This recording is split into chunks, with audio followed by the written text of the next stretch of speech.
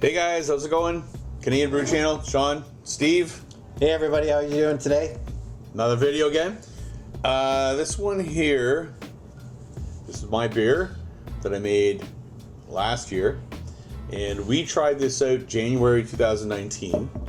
And here we are now, January 2020. And it was a very fine stout in 2019, so We'll see what it's like now. see if it holds up. We'll see if it's changed, how it's changed. We'll talk about that. And yeah, whole year went by. Yep. And I'm excited to see what this tastes like. Yeah, me too. I've only got a few of these left, so let's see. That's a good sign. Good sign. Made a noise. Give it a good pour to get a bit of a head. And we'll split this. Uh-oh. Not much of a head on that. A lot less head than there was last time. A little more. There we go. There you go. Thanks, sir. It's starting to grow a bit of a head. Still smells like a stout. And I remember I haven't had one of these in probably a few months, and it still smells delicious. still has that smell. Sure and I know it does. was a sweeter stout. It had more head retention when we poured it in. I believe it did. Yeah, that's still got a head on it, but it was foamier, I think. Had more swirl going on when we poured it. But I can still smell like a licorice chocolate. Oh yeah, you totally smell the chocolate in It's that. still there. Yeah. It hasn't gone to vinegar. Nope. And it was about, I know the bottle says 11.5, but I think it was in around 9.5%. And if I remember right, it had a sweetness to it. Had a coffee taste to it. Are you going to put a link to the original Yeah, I am. There's in the, Yep. the description? Yep. Awesome. So So, go check that out. There'll be a playlist. You can see it's the first time we drank this was a year ago. It was in January. Because it was good back then. So All right. it smells good. Cheers. Cheers.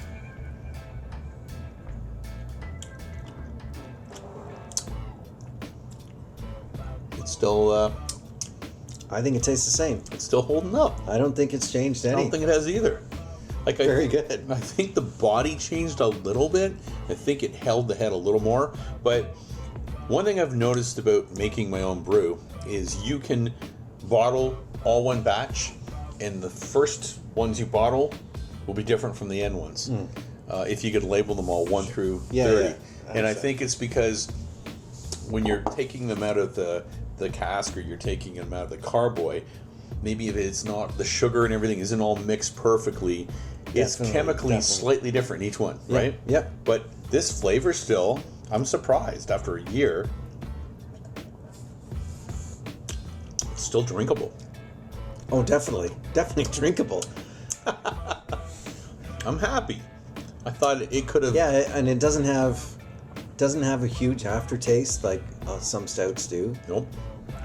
It's a little sweet on the sweeter side, like it was before. It tastes like a licorice beer. Like that's what I get a lot out of this one is licorice. It's got a lot of chocolate Yeah, Chocolate. coffee, and licorice. aroma to it for sure. Oh, I think that's a success, Sean. Hey, I'm happy. And I've still got another 6. There So, you go. You know what?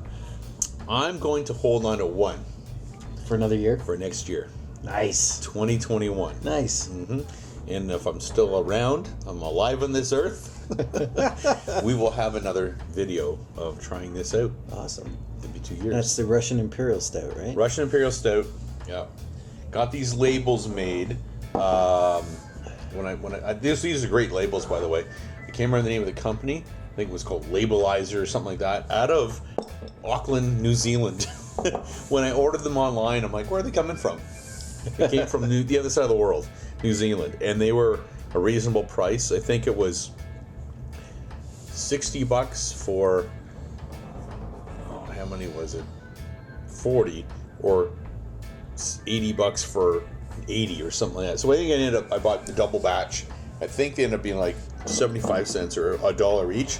But the writing on these is clean and clear, and they're waterproof, and they go on. And really obviously, the label has preserved the beer very well. I think the label's what protected the beer from the elements. Yes.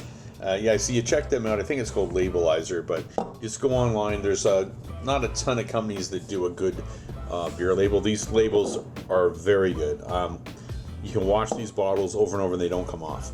And I've got a ton of these left, so I'm gonna You'll have to do another brew. I'm gonna order a different batch for another beer. Like this, I'm gonna do another brew of this beer, and I probably, if I remember to, I'll put the link of the gentleman who put this this on there, the recipe.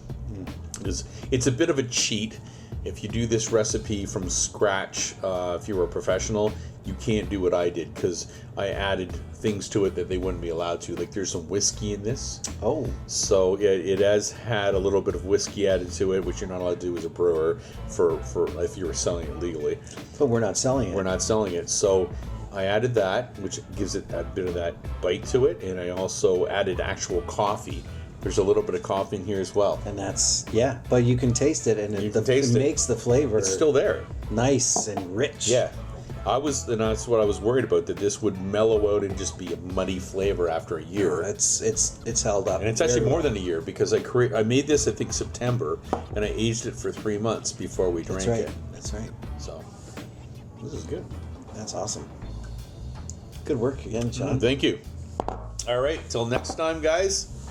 We'll see you with this beer, hopefully, in another year. But I'm going to see you shortly with another beer video in the next week or two. So, and if you want to see the next year's beer, don't forget to hit the subscribe button and hit the notification button so you don't miss anything. That's right. Right? Cheers. Cheers, guys.